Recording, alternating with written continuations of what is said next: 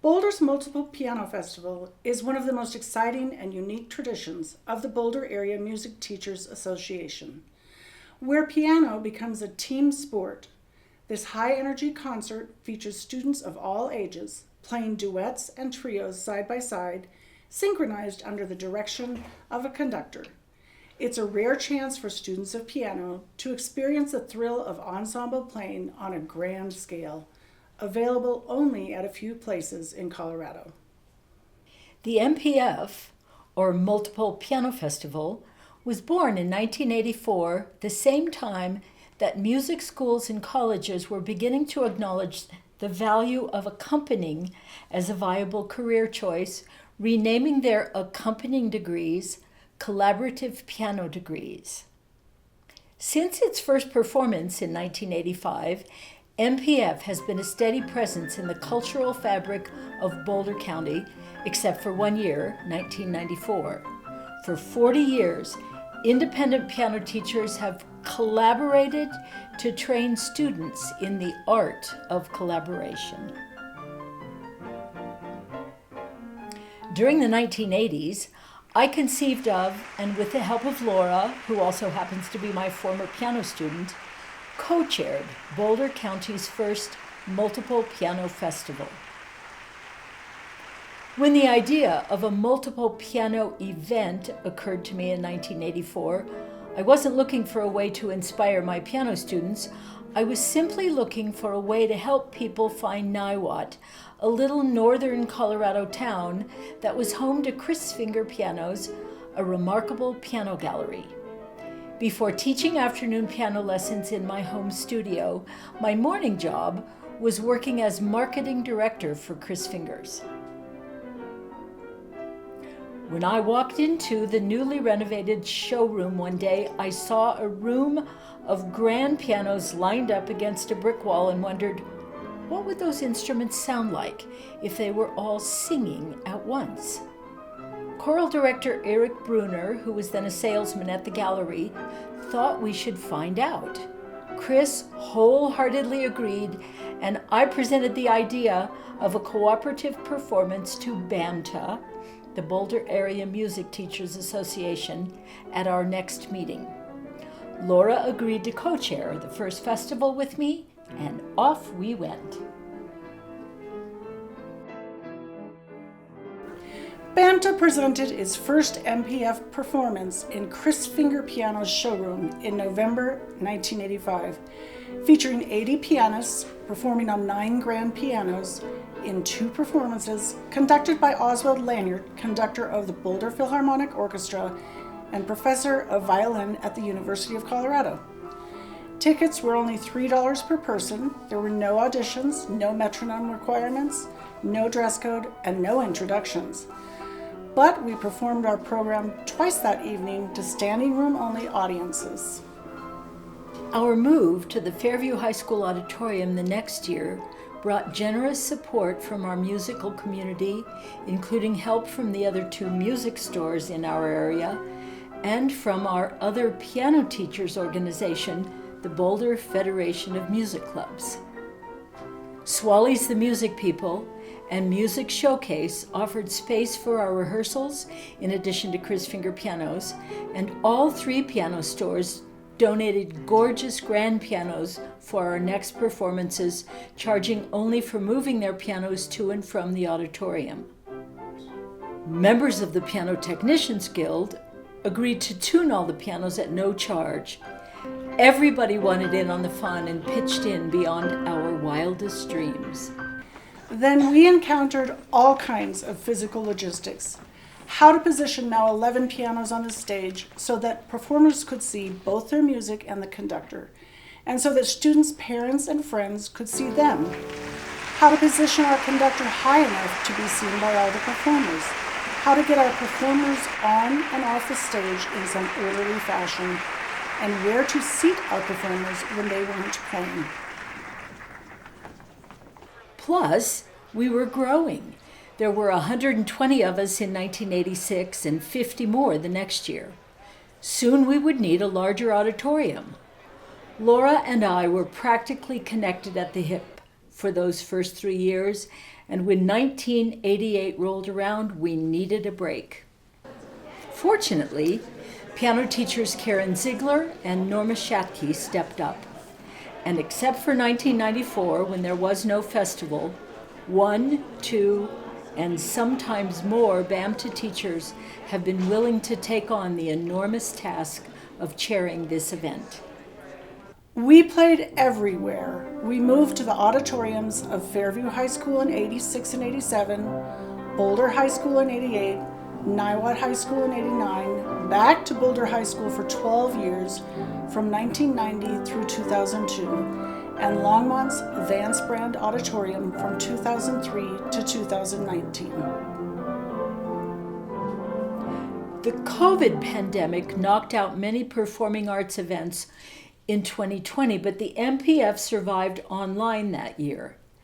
That performance required a great deal of ingenuity, creativity, and cooperation among teachers, performers, parents, and the tech wizardry of festival supporter Vaquero Cooper. Here's a taste of how we looked in 2020.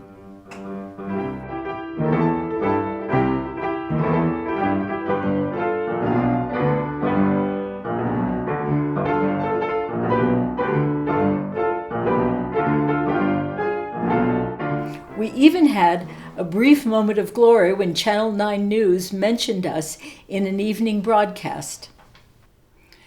As you can see from our timeline, numbers of participants, venues, dress codes, chairpersons, and conductors have all fluctuated over the years. We even had to expand to 2 performances from 1992 to 2002 because we couldn't fit into then available auditoriums. In 2003, Lois Abule arranged for us to use Vance Brand, Longmont's state-of-the-art civic auditorium, located inside Skyline High School with a capacity of over 1,300. After 10 years of 2 back-to-back performances on both Saturday and Sunday, we were back to only 1 performance. What a relief.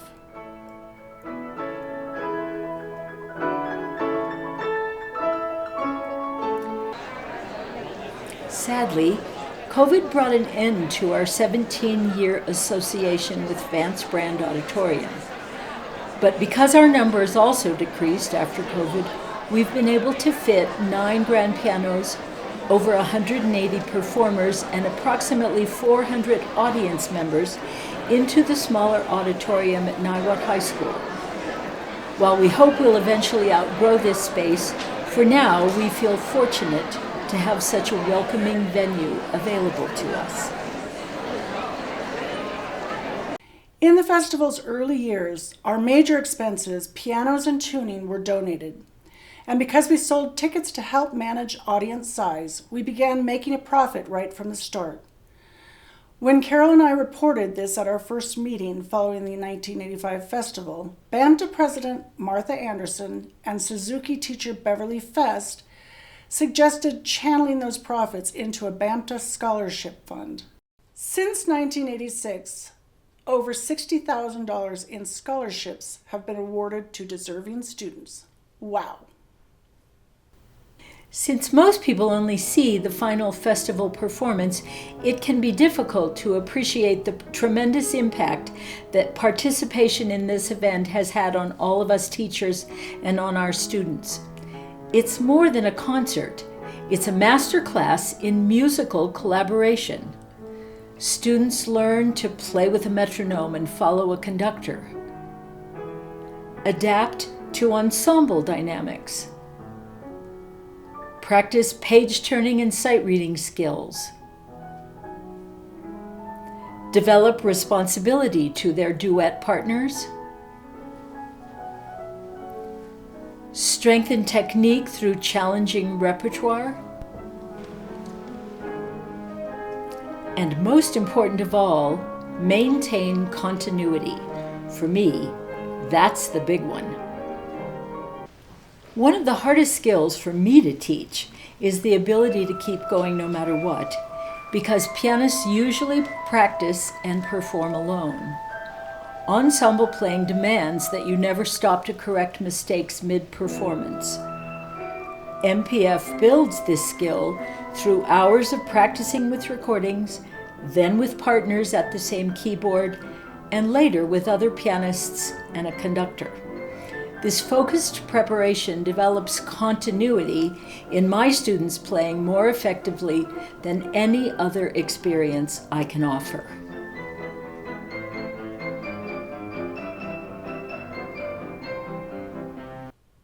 The trickiest and honestly the most important part of putting this festival together is auditions. We all agree they have to happen, and we would much rather audition each other's students ourselves than pay outside evaluators to do it.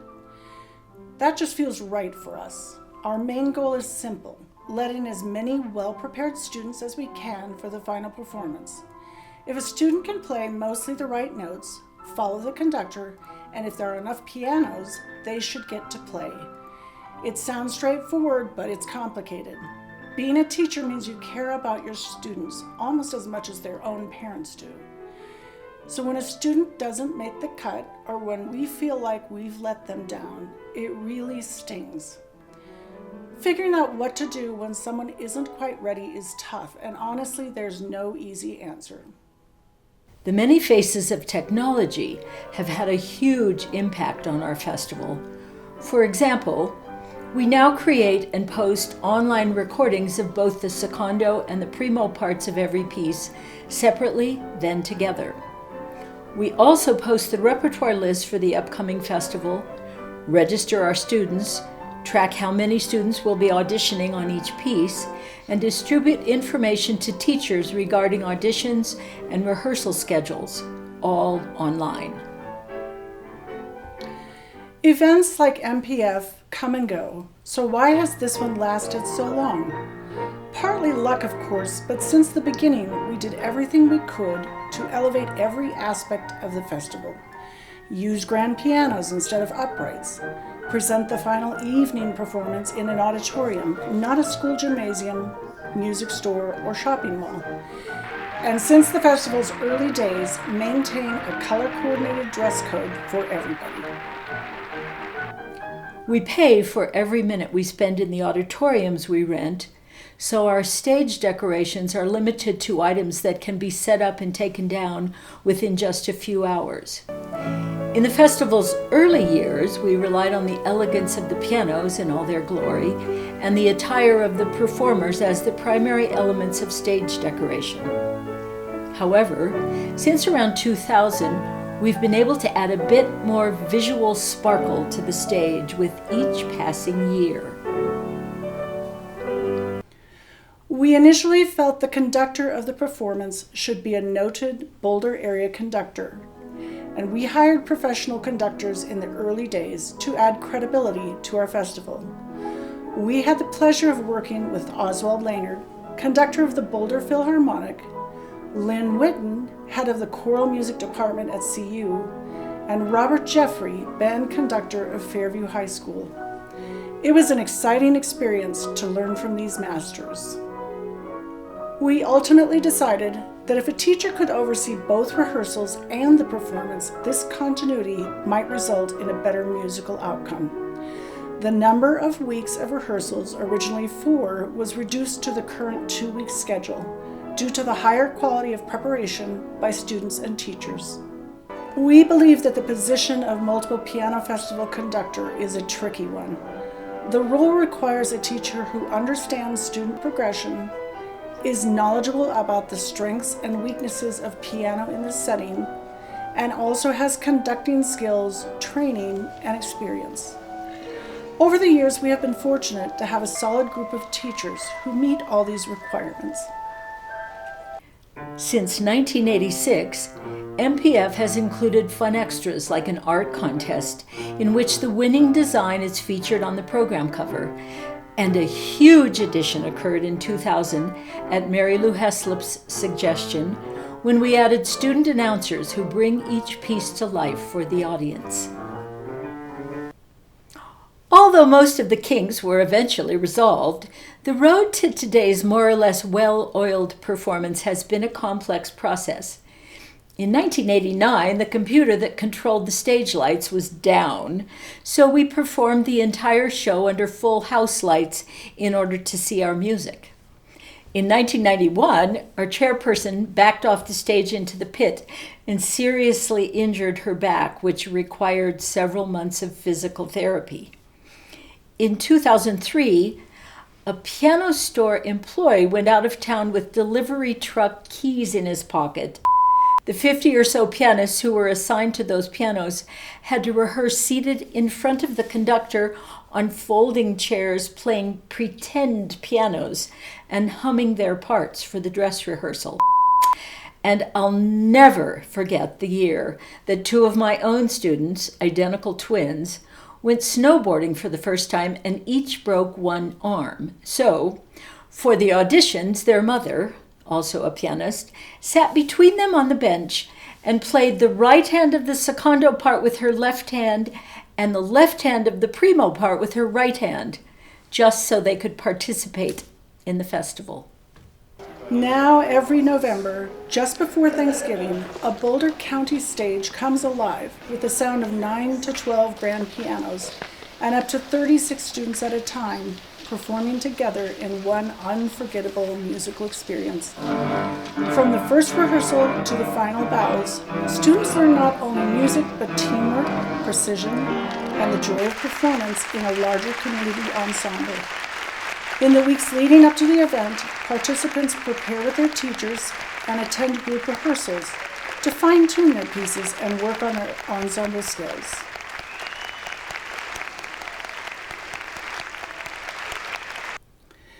Students have literally grown up in the festival, sometimes all the way through their school-age years, and then come back as alums later in life.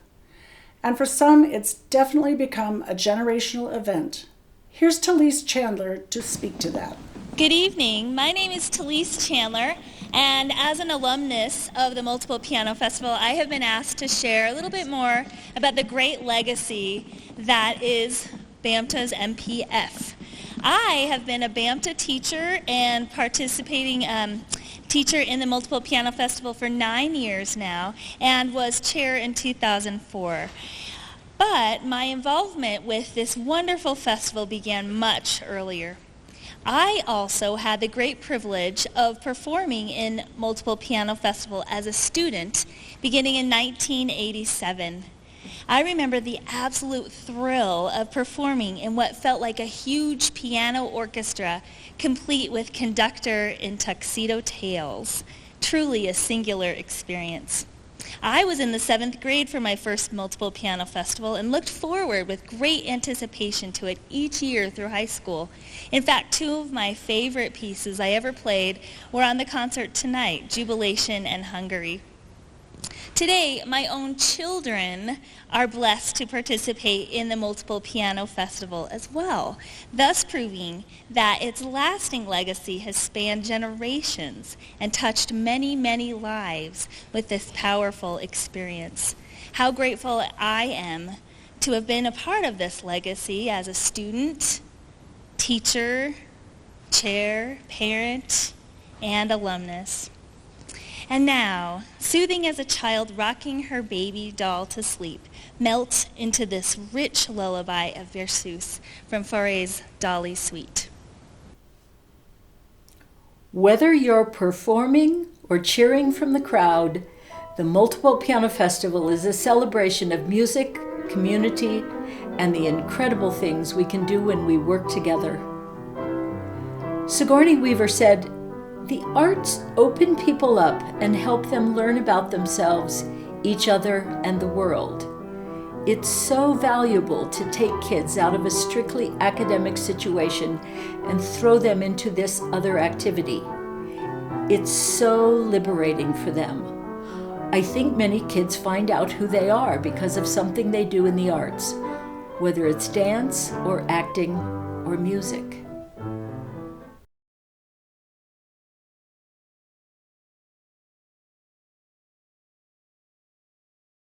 It's glorious!